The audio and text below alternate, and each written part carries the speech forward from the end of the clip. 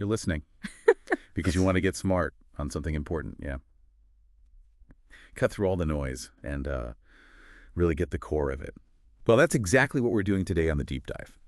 We've got this really neat little piece for you. It's called #36, The Tale of Kofi the Clever Monkey and the Debt Dilemma. It's from FaziolaPublishing.com, part of their Treasures of the Savannah series, Under the Roots of Wisdom collection, Obsidian, a Freeman imprint. Sounds fancy, but it's actually a pretty quick read. And it lays out some, well, surprisingly fundamental stuff about money, about debt, really. It does, yeah. It looks simple on the surface, this story, but it genuinely gets to the heart of a really crucial idea. The difference between debt that, helps you and debt that just weighs you down. So our mission today, essentially, is to unpack that. What are the core ideas of good and bad debt, just like Kofi learns in the story? Right. And we'll follow our main characters. You've got Kofi the Clever Monkey, and then there's Nia the Wise Owl. They're kind of our guides through this whole thing. Okay, so the story starts in the Village of Prosperity. Sounds nice already. And Kofi, our monkey friend, he isn't just, messing about. He loved to learn and share his knowledge. And because of that, he gets this pretty big job managing the money for a new community center they want to build. Yeah, that setup is quite effective. It immediately creates this situation, this need. They need to understand borrowing because it's tied to something positive for everyone. They've got this goal, the center, but not the cash right now. Exactly. So this ambition, this community center dream, means they need funds. And that's what sends Kofi off looking for advice, for some wisdom. He climbs up, way up this great baobab tree to see Nia the Wise Owl. I love that visual. And Nia, she's described as having deep knowledge about finances and debt. She's the one to ask. And it's right there in that meeting that the core question pops up, the one we're looking at today. Kofi's basically asking what lots of us wonder about sometimes. How do you tell if debt is good or if it's, bad? It can be confusing. Yes, the big question. So Nia tackles good debt first. And her definition is pretty clear, actually. Money borrowed to buy something that will increase in value or generate income. Seems straightforward. Right. Then she uses the perfect example for Kofi borrowing for that community center. Why? Because it can be rented out for events and the village will earn money. You can almost see Kofi getting it. The story says his eyes sparkled with understanding. That little click moment. That direct link to their goal, that's what makes it stick. It's not just theory. It's like directly relevant to building their center. It really shows that good debt is basically an investment, something with a potential payback later on. And the analogy she uses really nails it. Good debt is like planting seeds that will grow into fruit-bearing trees. What do you think about that comparison? What stands out to me is the time aspect, the potential. It's not about getting something instantly. It's about setting things up so you get benefits later. Ongoing benefits. It sort of reframes borrowing, not just getting stuff now, but making a strategic play for the future. But, okay, obviously that's only half this picture. We need the other side. Bad debt. How does Nia explain that to Kofi? Just as clearly, and again, with a really relatable idea. Bad debt, Nia says, is money borrowed to buy things that don't increase in value or generate income. In her example, high-interest credit card debt, the kind that can quickly become unmanageable and create stress.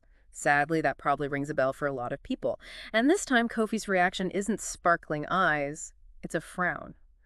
Which says a lot, doesn't it? He gets the downside. That frown, yeah, that's important. It shows he understands the risk, the potential trouble. And Nia's analogy for bad debt is just as strong, I think. Bad debt is like buying too many bananas that we can't eat before they spoil. It's about buying stuff that doesn't last, that might even cause problems later, like wasted money, financial strain. Exactly. The spoiling bananas, it really captures that lack of lasting value and the potential for things to actually get worse if that debt piles up. The contrast is so clear, isn't it? Growing trees versus rotting bananas. It's simple, but it really helps you get the fundamental difference. Makes you think about how long what you're buying with debt will actually last, It really does. So Kofi, he's got this knowledge now, this key difference. He heads back to the Age of Prosperity. What does he do? Keep it to himself? No, not at all. Which, fits his character, loving to share knowledge. He gets the other animals together and explains it all. Good debt versus bad debt, specifically thinking about their community center project. He encourages them, saying, yeah, let's borrow wisely for this shared goal, but let's be really careful about taking on other debts that don't help us grow. It shows how this isn't just personal finance, it affects the whole group. That's a great point. Financial literacy isn't just for individuals, it can lift a whole community. So what happened? Did the village listen? What was the outcome? The story says they did. With this shared understanding, they went ahead and borrowed the money for the center. And just like Naya suggested, it worked out. The center became this busy place, hosting events, bringing in income for the village. So the result wasn't just, a new building. It was actual prosperity, and everyone got a bit wiser about money matters. A positive feedback loop. A virtuous cycle, yeah. Yeah. Smart borrowing leads to growth, which helps make better financial choices later. And this all leads up to the explicit moral of the story the source gives us. Exactly, and the moral sums it up nicely. Debt can be a useful tool when managed wisely. It continues. Good debt, used for investments that grow in value or generate income, can help us prosper. Bad debt, however, can lead to financial difficulties and should be avoided.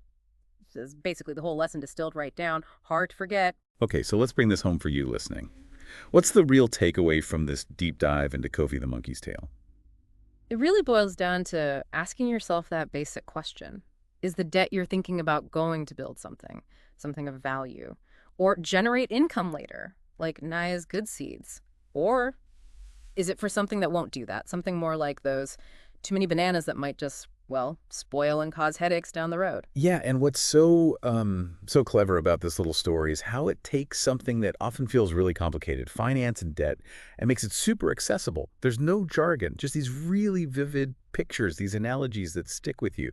It's not just a fable for animals, is it? It's a way for all of us to think about our own money choices. It makes you pause and consider the long game. Absolutely. So as you're making your own financial moves, think about those seeds you might be planting. Are they likely to grow, bear fruit? But also maybe be honest about any bananas you might be tempted by. Do they offer real lasting value, or could they, turn into a bit of a financial mess? It's a simple story, sure, but it gives you this powerful lens, doesn't it? A way to look at your own financial world. What kind of financial garden are you trying to grow?